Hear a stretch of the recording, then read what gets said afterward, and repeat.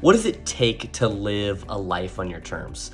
Personally, in the past, I feel like I wasn't living a life on your terms. I wasn't working the job I wanted to. I wasn't in the relationships I wanted to. I wasn't in the health that I wanted to be. So what does it take to live a life on your terms?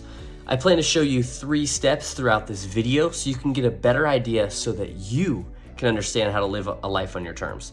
And I promise you, by the end of this video, you'll understand a framework and a process to help you apply this and be able to decide how you want to live. My name's Chris Richardson. I'm a coach here at Life on Your Terms, and I make these videos to share the knowledge, to pass on my experiences, to hopefully make it easier for you to understand the same things that I had to learn way quicker than I did.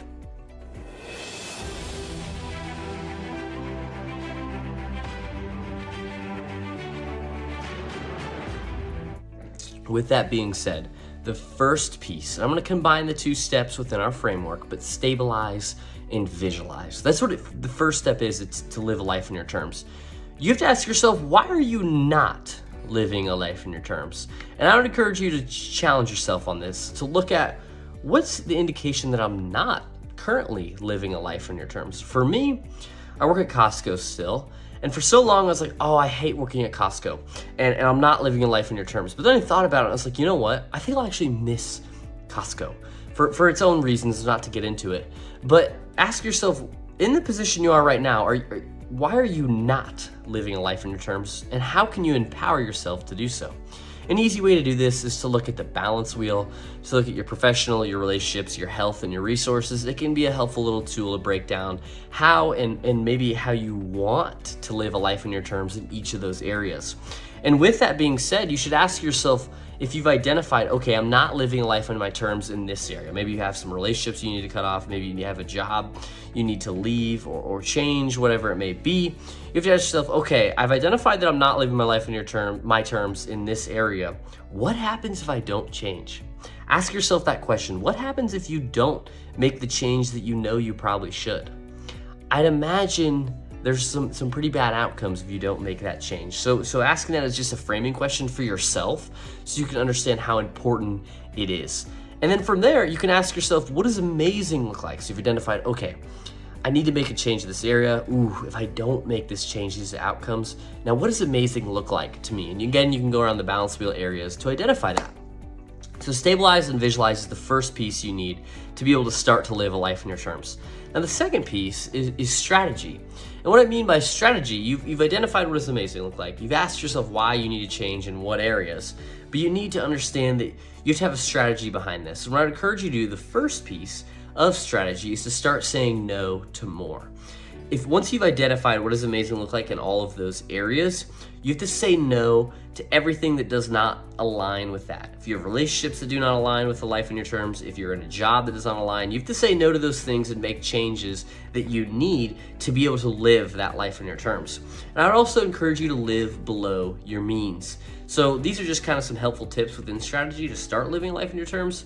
What I would encourage you to do is that to decrease your spending and see how can you save a little bit more for future experiences. That's how I see it. I like to live below my means. So 5 years from now, 10 years from now, I could do experiences that I wouldn't have been able to do if I was just spending. Now, by no means am I telling you not to have fun with your money. I'm just saying if you can decrease that spending, it can be helpful to afford you opportunities in the future.